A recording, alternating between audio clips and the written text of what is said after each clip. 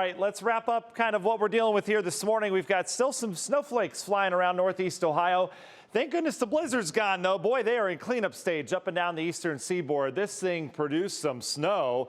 A lot of wind on top of that as well. Areas like Central Park, for example, over 20 inches of snow. How about Providence, Rhode Island, set an all-time snowstorm record, at least from written history or recorded history. They had 38 inches of snow, which beat the blizzard of 78 out. You can see how that snow just continued to plague areas of Massachusetts and Rhode Island especially. System's gone, though, but that dragged that cold air over our lakes, and with a little open water from the melt that we had the week prior, we produced lake effect snow that did not shut off yesterday. These are some of the totals coming in. Sagamore Hills almost a foot, Russell about 10 inches, Hinckley, Brunswick in the 9-inch range, Hamden, Ewer as well. Burton and central areas of Geauga County 8.5, Chagrin Falls about 8, Strongsville, Macedonia checking in 7, 8 respectively there. And then notice Sharon Center, Pepper Pike, Garfield Heights all making the list as well. It just did not shut down yesterday. And we're still seeing some lake effect snow here this morning. This will start to wind down as it shifts. We've got some snowflakes over at Hopkins. We're at 19. The big story today outside of any leftover snow is the fact that it's cold. We have some of the coldest air over us right now.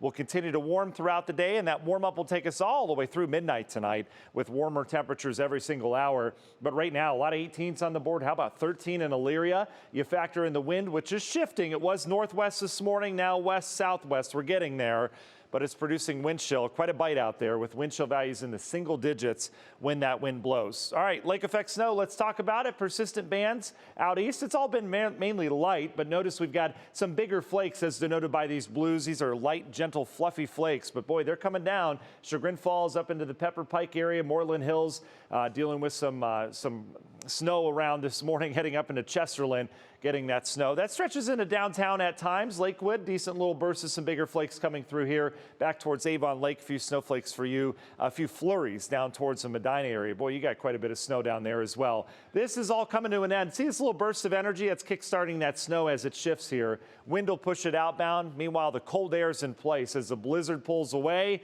drags all that cold air down. That's where we're at right now. But on the heels of that very fast-moving weather system, we've got a clipper on the way. This arrives late this evening into tonight. What you'll notice is that the winds will increase with it. See those isobars tightening up? Southwest wind will become gusty late this evening. And then we deal with a burst of snow that moves from northwest to southeast through the area very late this evening, more than likely after most of you go to bed. And that would continue through the early morning hours before wrapping up. So your forecast, it's a climb in the temps all day long, all the way through the midnight hour. Notice how we do get some sun peaks after the lake snow ends, and then clouds thicken back up again. National Design Mart hour-by-hour forecast showing that transition to increasing clouds for that drive home. Here's your gusty wind out of the south. And then here comes your snow. Midnight, 1, 2, 3 o'clock in the morning, we get a good burst of snow. Temperatures will be on our side, though, up near freezing, maybe a couple ticks above, so salt will be effective. But we could have a slushy morning rush hour in spots tomorrow. Leftover snowflakes, and then that system's out of here. Quick 1 to 2 inches of snow possible, 2 at the upper end of things from that snow that moves in tonight. Could give a coating, obviously, to that car tomorrow morning if you leave it out. Long Ranger forecast, we've got that Thursday system that looks to slide south.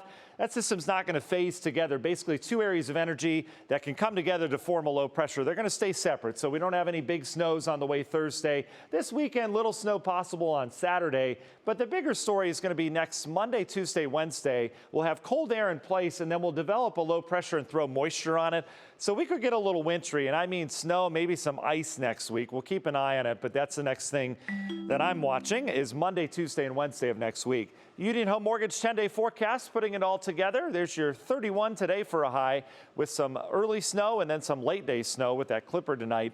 Tomorrow, early snow, otherwise will start to dry out. Thursday looks good, and then Friday, still the pick of the week. We get a nice burst of energy of warmer air out ahead of the next system coming in this weekend. So I've got sunshine and up near 50. Saturday still mild before cooler air sets the stage for a potential storm next week. Brissa? So ready for that weekend. Thank you, Matt.